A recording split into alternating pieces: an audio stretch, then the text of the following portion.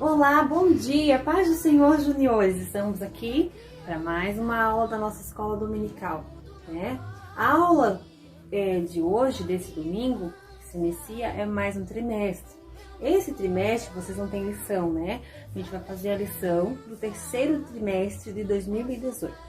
A lição desse trimestre é sobre homens de fé e coragem. A primeira lição, nós vamos falar do Noé. Noé, um pregador ousado. A lição nossa vai ser essa desse domingo, tá bom, crianças? Espero que gostem da aula, prestem bastante atenção para ver o que o Papai do Céu tem para falar com nós hoje. Para darmos continuidade, então, nós vamos para o nosso memorizando. O memorizando de hoje encontra-se lá em Romanos 6, 23, que diz assim: pois o salário do pecado é a morte, mas o presente gratuito de Deus é a vida eterna, que temos em união com Cristo Jesus, o nosso Senhor. Quando a gente lê essa passagem lá em Romanos, o apóstolo Paulo, ele está dizendo assim, ó, ele quer dizer para nós o que é com esse versículo? Que a gente não tem como servir a dois senhores, né? Se a gente serve a Deus, não tem como a gente servir ao pecado. E quando a gente comete o pecado, né, o salário dele, a recompensa do pecado é a morte. Mas quando a gente serve a Deus, a nossa recompensa é o quê? A vida eterna, né? Então que a gente possa refletir nesse versículo, né? Que a gente possa refletir, porque assim, ó, a salvação é a coisa mais importante. Às vezes o pecado bate na nossa porta todos os dias. Às vezes é difícil renunciar ao pecado. Mas quando a gente escolhe servir a Deus, o mais importante é a nossa salvação, né? E é de graça, porque Deus já mandou o seu Filho para nos salvar. Ele já morreu por nós, para salvar, para livrar os nossos pecados, né? Mais uma vez, memorizando para ficar bem guardadinho. Pois o salário do pecado é a morte, mas o presente gratuito de Deus é a vida eterna, que temos em união com Cristo Jesus, o nosso Senhor. Para dar continuidade, né, vamos ler a palavra de Deus. O versículo de hoje se encontra em Gênesis, capítulo 6, a partir do versículo 5, né, que diz assim, ó: quando o Senhor viu que as pessoas eram más e que sempre estavam pensando em fazer coisas erradas, ficou muito triste por haver feito seres humanos. O Senhor ficou tão triste e com o coração tão pesado que disse: vou fazer desaparecer da terra essa gente que criei, e também todos os animais, os seres que arrastam pelo chão e as aves, pois estou muito triste porque eu os criei. Mas o Senhor Deus aprovava o que Noé fazia, né? Perante o Senhor, né, Noé era um homem justo e bom. Eu fiz os slides para vocês, para ver a história. Então, assim, o Noé, ele recebeu uma grande missão. Se vocês sabem qual era a missão de Noé, a nossa lição diz que o Noé era um homem ousado, né? Ele era um pregador ousado, porque ele pregava a palavra de Deus. Ele não se importava. Todo mundo, às vezes, muitas vezes, riam dele. Riam por quê?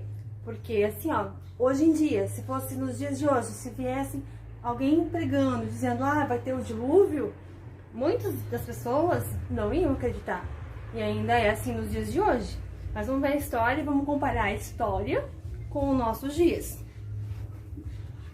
Noé era um homem justo e reto. Isso, porém, não quer dizer que ele não errasse, mas que era um homem que prezava pela retidão, integridade e agradar a Deus com seus atos. Noé viveu num tempo que os homens eram muito maus, igual a gente colocou ali na Bíblia, que a Bíblia diz, né, que nesse tempo os homens eram maus, porque o Noé é da descendência de Abraão, né? Só que assim, ó, o povo foi se esquecendo dos benefícios que Deus fez por eles e acabando fazendo coisas erradas. E nessa época que Noé vivia, estava tudo errado já.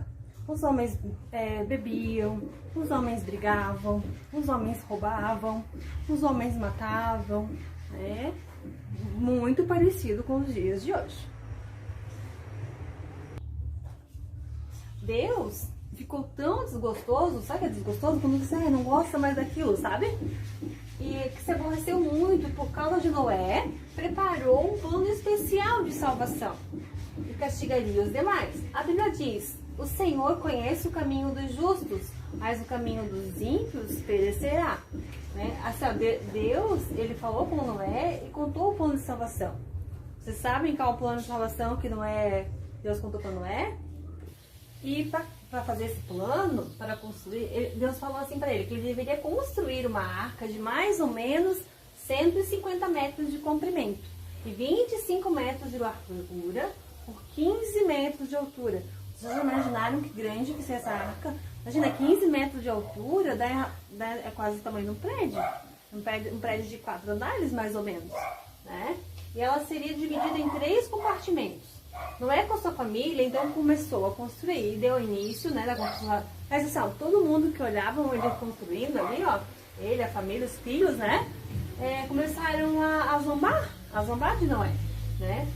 E mesmo assim, o Noé se preocupou em falar da salvação. Ele falava do juízo de Deus, da sua salvação através da arca. Mas eles ignoravam e continuavam com suas práticas pecaminosas. Ainda hoje é assim, as pessoas vivem em práticas contrárias à palavra de Deus. E muitos ainda que ouvem o ensino bíblico as ignoram. Mas o amor de Deus é tão grande, né? Deu a oportunidade para aquela gente. Mas mesmo assim, eles rejeitaram, eles não escutaram. Infelizmente, nessa época ali, só quem foi na arca foi o Noé, né, os seus filhos e as suas noras. Porque as pessoas não acreditaram no que Noé estava falando. Então, finalmente, Noé conclui a construção da arca e abasteceu de todo tipo de alimento. Então, Deus encaminha para lá os animais que deviam se salvar. Vocês lembram que os animais iam de pares, né? O macho, a fêmea. A gente, quando a gente lê a história, a gente fica imaginando, né? Assim, a gente acha que foi só um casal de cada, mas foi mais, tá? Crianças. A Bíblia ali não exemplifica muito quantos animais, mas eram bastante. Imagina uma arca que é mais ou menos o tamanho de um prédio, né?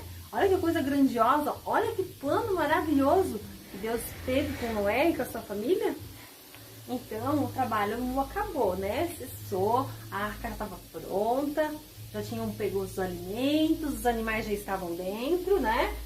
E acabou o trabalho de evangelização, acabou o tempo de Noé evangelizar. Então, assim, ó, o tempo que ele tinha para falar da palavra de Deus, ele já tinha feito a parte dele, né? Deus falou para Noé, então, assim, ó, entra na arca, né? Você e a sua família, né? E fecha a porta, né? Mas assim, olha, quando isso aconteceu, ele ficou triste porque assim, a chuva não veio logo em seguida. Imagina, todo mundo zombando dele, né? Ele entrou na arca com a sua família e a chuva não veio de imediato. A arca estava cheia e o povo lá na zombaria tirando sarro de Noé, né? Mas não demorou muito e a chuva veio. Começou a sumir os vales, as casas, as montanhas, os animais e o povo. Aí o povo caiu em si. Aí começou a ficar desesperados, né? Ia tomar socorro, não é socorro, tentava entrar na arca, mas não conseguiram, né? Mas assim, ó, Deus já tinha dado várias oportunidades para eles. Porque às vezes as pessoas, quando tá tudo bem, não lhe falta nada, esquece de buscar a Deus, né? Mas assim, quando tá no desespero, aí lembra, isso é muito triste, porque a gente tem que buscar a Deus em todo o tempo. Todo tempo é tempo de buscar a Deus. Deus concede livramento aos fiéis. Noé e sua família, eles eram fiéis a Deus. Então, Deus salvou eles, né? A palavra de Deus em Gênesis 9, 1, 19 diz assim, ó. Fazem bem ao Senhor aos bons e aos que são retos de coração. Em Salmos também 125, 4. Depois de tudo isso, quando a terra ficou seca, a terra ficou enxuta, né?